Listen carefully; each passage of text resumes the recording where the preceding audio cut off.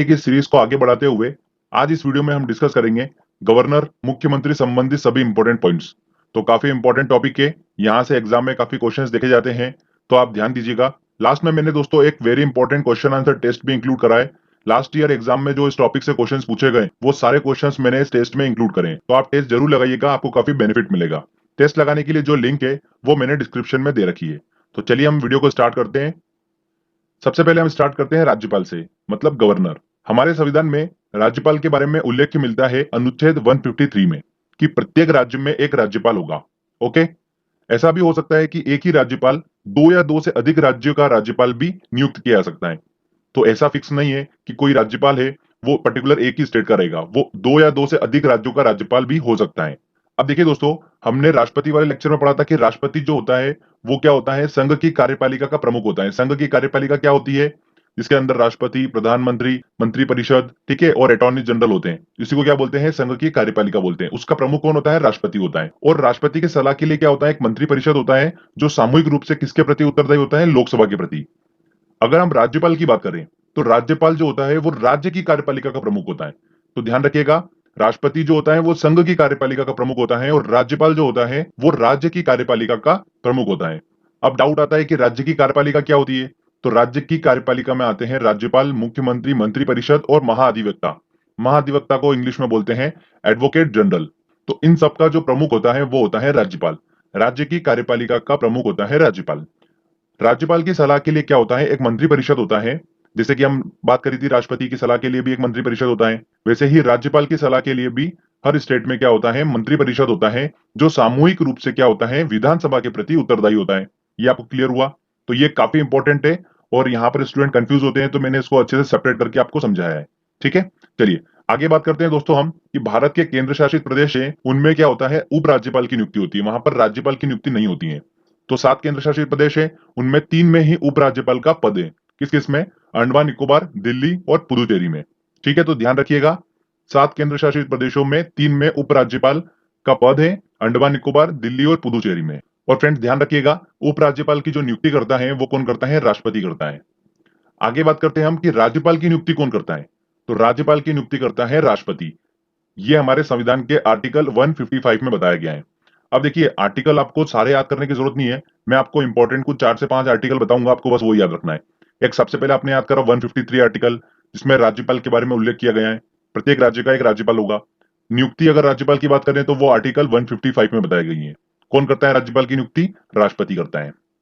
Next आता है दोस्तों हमारा योग्यता। राज्यपाल बनने के लिए क्या क्या योग्यता होना चाहिए, तो आयु जो सबसे पहले उसकी होना चाहिए 35 वर्ष, भारत का नागरिक हो और विधानसभा सदस्य चुने जाने योग्य हो।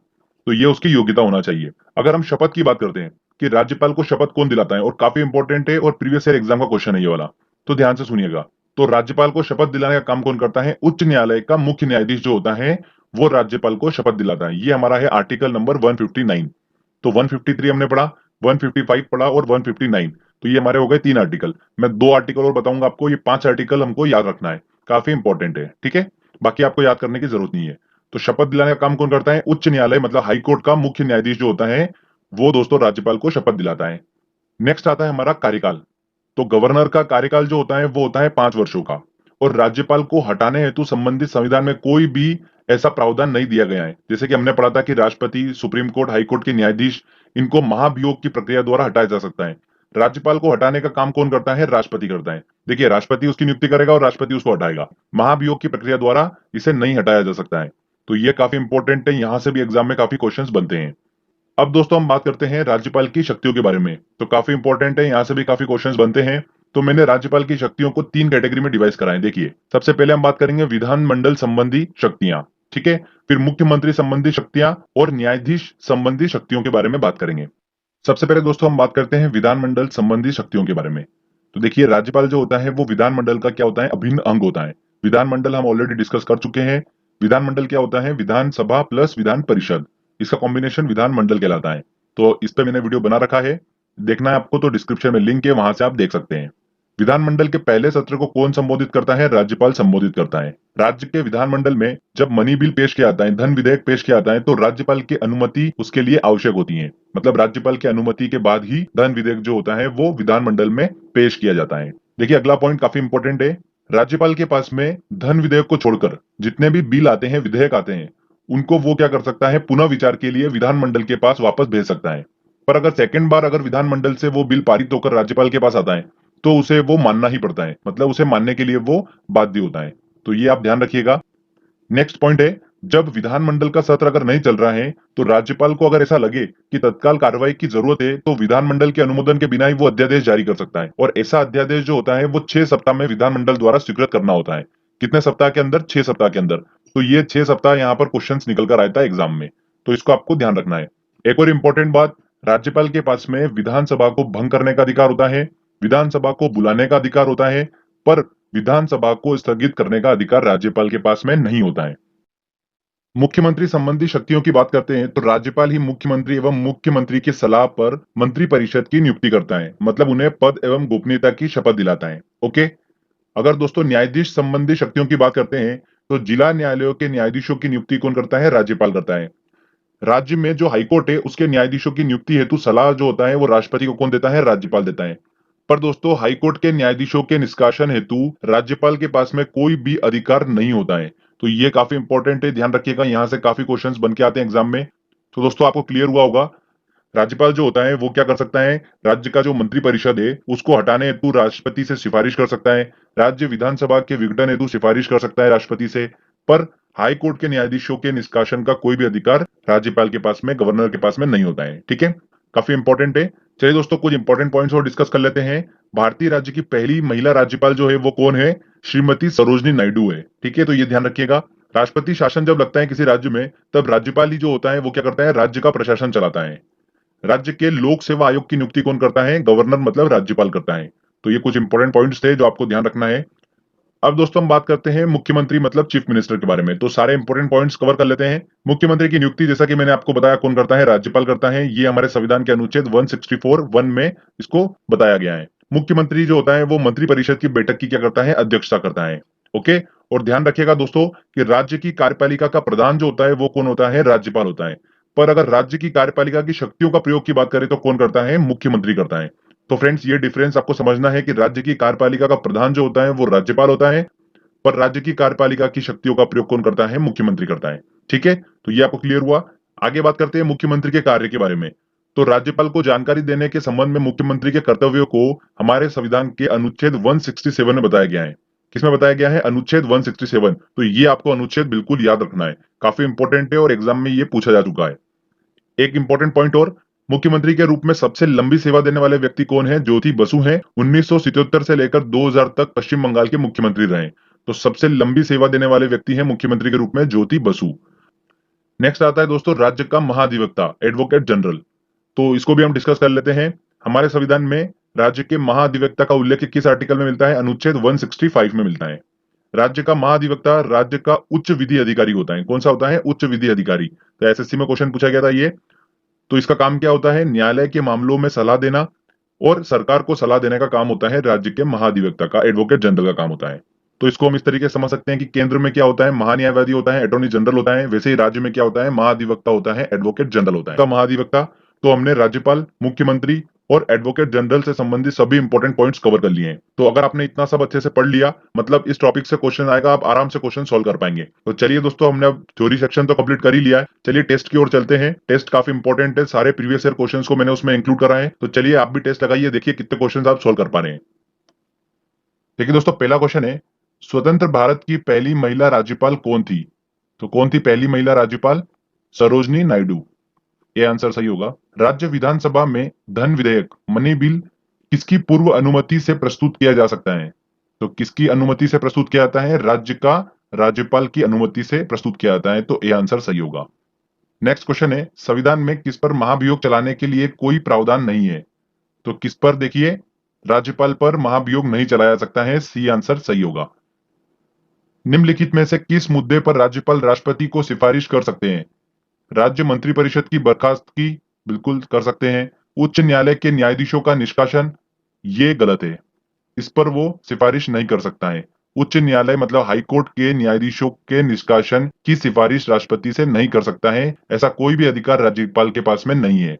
तो दूसरा वाला गलत है। तो ऑप्शन देखिए, ए, बी और सी में 2 2 2 है, तो मतलब ये तीनों ऑप्शन तो हो नहीं सकते हैं। आंसर कौन सा होगा? डी आंसर बिल्कुल सही होगा। राज्य विधानसभा का विघटन बिल्कुल सिफारिश कर सकता है राष्ट्रपति से। राज्य में संवैधानिक मशीनरी के भंग होने की घोषणा राज्यपाल जो है राष्ट्रपति से सिफारिश कर सकता है। नेक्स्ट देखिए, किसी राज्य का उच्चतम विधि अधिकारी कौन होता है? तो उच्चतम विधि अधिकारी कौन होता है? एडवोकेट जनरल मतलब महाधिवक्ता होता है। तो आंसर क्या होगा? बी आंसर इसका सही होगा। निम्न में से भारत की किस राज्य में महिला मुख्यमंत्री कभी नहीं बनी? तमिलनाडु में जयललिता रही है, राजस्थान में वसुंधरा राजे अभी है मुख्यमंत्री, उत्तर प्रदेश में देखिए कौन? सुचिता कृपलानी रही है मुख्यमंत्री, महाराष्ट्र में कोई भी महिला मुख्यमंत्री नहीं रही है। तो आंसर क्या होगा इसका? D answer. देखिए अगला, भारतीय अनुच्छेद में मुख्यमंत्री के कार्यों को परिभाषित किया गया है। किस अनुच्छेद में किया गया है? अनुच्छेद 167 में मुख्यमंत्री के कार्यों को परिभाषित किया गया है। देखिए अगला है, राज्य की वास्तविक कार्यपालिका शक्तियों का प्रयोग किसके द्वारा किया जाता है? तो राज्य की वास्तविक कार्यपालिका की शक्तियों का प्रयोग किया जाता है मुख्यमंत्री द्वारा। राज्य की कार्यपालिका का प्रधान होता है राज्यपाल, पर उसकी शक्तियों का प्रयोग कौन करता है? मुख्यमंत्री करता है। तो आंसर ए सही होगा। नेक्स्ट क्वेश्चन लेते हैं। निम्नलिखित में से किसने किसी भारतीय राज्य में मुख्यमंत्री के रूप में सबसे लंबी सेवा की है? किसने करी है? ज्योति बसु ने। राज्यपाल को पद की शपथ किसके द्वारा दिलाई जाती है? तो राज्यपाल को शपथ दिलाने का काम कौन करता है? उच्च न्यायालय का मुख्य न्यायाधीश। ए आंसर इसका सही होगा। मुख्यमंत्री की नियुक्ति की जाती है। मुख्यमंत्री की नियुक्ति कौन करता है? राज्यपाल करता है। उसको पद और गोपनीयता की शपथ कौन दिलाता है? राज्यपाल दिलाता है मुख्यमंत्री को। नेक्स्ट क्वेश्चन लेते हैं। राज्यपाल तथा मंत्रिपरिषद के बीच की कड़ी होता है, कौन होता है? मुख्यमंत्री होता है। जिला न्यायालयों के न्यायाधीशों की नियुक्ति किसके द्वारा की जाती है? तो की जाती है राज्यपाल के द्वारा की जाती है। अगला क्वेश्चन है, निम्नलिखित में से कौन भारत के राष्ट्रपति की इच्छा तक ही पद पर बने रह सकता है? तो कौन रह सकता है? राज्यपाल। राज्यपाल की नियुक्ति कौन करता है? राष्ट्रपति करता है, और हटाने का काम भी कौन करता है? राष्ट्रपति ही करता है। महाभियोग की प्रक्रिया द्वारा राज्यपाल को नहीं हटाया सकता है। अगला क्वेश्चन आता है, राज्य विधानमंडल के अनुमोदन के बिना राज्यपाल द्वारा जारी अध्यादेश कितनी अवधि के लिए लागू रहता है? तो कितनी अवधि के लिए रहता है? 6 सप्ताह के लिए। B answer. किसी राज्य के राज्यपाल को निम्नलिखित में से किसकी शक्ति प्राप्त नहीं है? विधानसभा का सत्रवासन करने का है, विधानसभा भंग करने का बिल्कुल है, विधानसभा स्थगित करने का ये गलत है। ये अधिकार जो है राज्यपाल को नहीं है। विधानसभा बुलाने का अधिकार है, भंग करने का अधिकार है, पर स्थगित करने का अधिकार राज्यपाल के पास में नहीं है। तो सी आंसर। राज्यपाल के पद पर नियुक्ति की न्यूनतम उम्र सीमा है, कितनी है? 35 वर्ष। सी आंसर सही होगा। चलिए अगला क्वेश्चन लेते हैं हम। निम्नलिखित में से कौन भारत के राष्ट्रपति की इच्छा तक ही पद पर बने रह सकता है? तो कौन रह सकता है? राज्यपाल। किसी भारतीय राज्य के राज्यपाल से संबंधित निम्नलिखित में से कौन सा कथन सही नहीं है? वह भारत के राष्ट्रपति द्वारा नियुक्त होता है, बिल्कुल सही है। 5 वर्ष तक पद पर रह सकता है, बिल्कुल।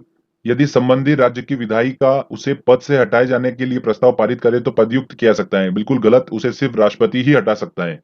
सी आंसर इसका सही होगा, ये कथन गलत है।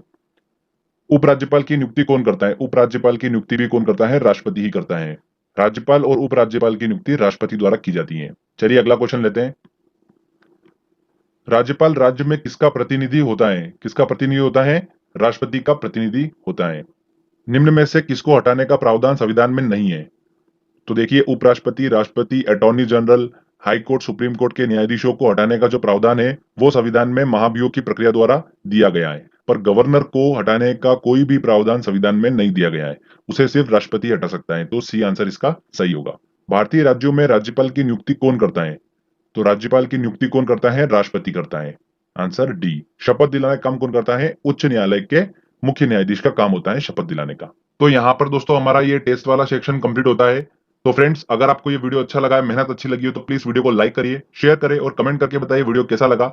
अगर आपने अभी तक चैनल को सब्सक्राइब नहीं करा है तो प्लीज सब्सक्राइब भी कर लीजिए, क्योंकि इस तरीके के जब भी वीडियो मैं अपलोड करूंगा आपको उसका बेनिफिट मिलता रहेगा। तो फ्रेंड्स, मिलते हैं अगले वीडियो में। जय हिंद, जय भारत।